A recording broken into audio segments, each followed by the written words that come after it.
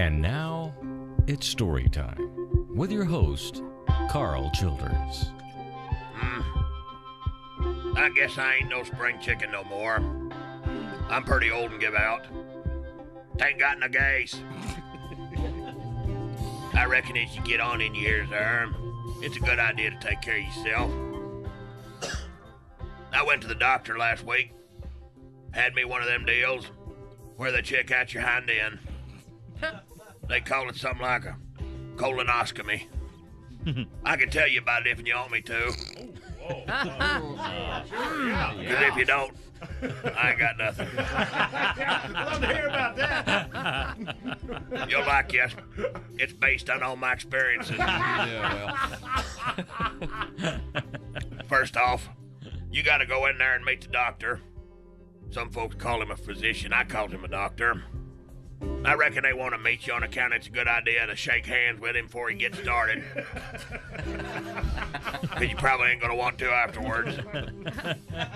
I go to that young feller, Doc Stevenson, over there to the hospital. He's a very handsome man. Smiles a lot. I can't figure out what makes a feller decide he's going to make a living looking up folks' backsides. Seems kindly funny to me. Not funny, ha-ha. Funny queer.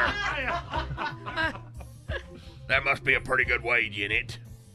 Or maybe he just weren't smart enough to be a dentist. I hear tell he pretty good at his job. I know a feller named Royce from up there to the nervous hospital. He went to him. Not for a colonoscopy. He swallowed some car keys, a couple of writing pens, and a tennis ball. On account of he's crazy. Doc Stevenson, he got them out quick as a wink. Roy said he never felt a thing. I can't rightly figure out how he did that. You ever see a tennis ball? Maybe it is magic like them fancy boys in Las Vegas do. Well, sir, I reckon I didn't care none for the part where you got to get ready for the colonoscopy. They give you this potion to drink here. He said it was something called a laxative. He said I ought to be sure to be close by the toilet when I take it. Well, that ain't exactly right. You can't be close by. You got to be right there on it. It took me a second or two to figure that one out. That there laxative plumb whooped the tar out of me. And everything else. I tell you, I don't know where it all came from. I was up all night flushing in shifts. The next morning, you go in there to the hospital, have that whole shebang done. You wander into this little room there. They got a 50-foot coil of hose pipe hanging on a wall and a big old air compressor. I asked Doc Stevenson what all that was for. Well, sir, he said they gonna put a camera on the end of that hose pipe, blow some air up into my innards, then take pictures of the inside of my hind end.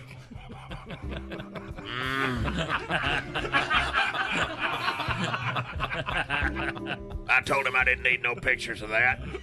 I didn't rightly care what it looked like anyhow. Well, he said they had to look for all kinds of warts and goblins and all sorts of stuff that might be off kilter somewhere or another. They have you stripped down bare naked. They give you this shirt with no back on it, so your bottom sticks out. They lay you down on your side on this table there, tell you to sniff out of this cup. Well, I started to sniff, and just as I was going to tell him he didn't have to use all 50 feet of that hose pipe, I sort of faded out.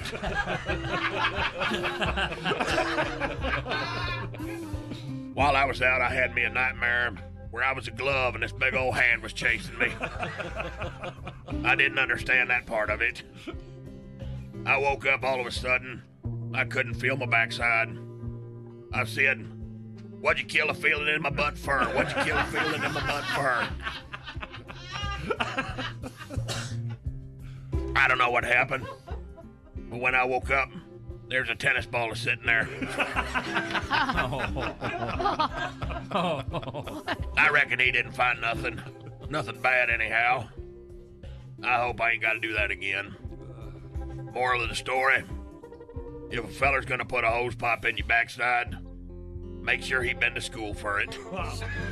And if you do a good job, they might give you a tennis ball. The end. Storytime is brought to you by Hargrave's Potted Meat Product. Chock full of peckers and lips since 1937. I got some hose pipe out in the truck, little feller. You want me to...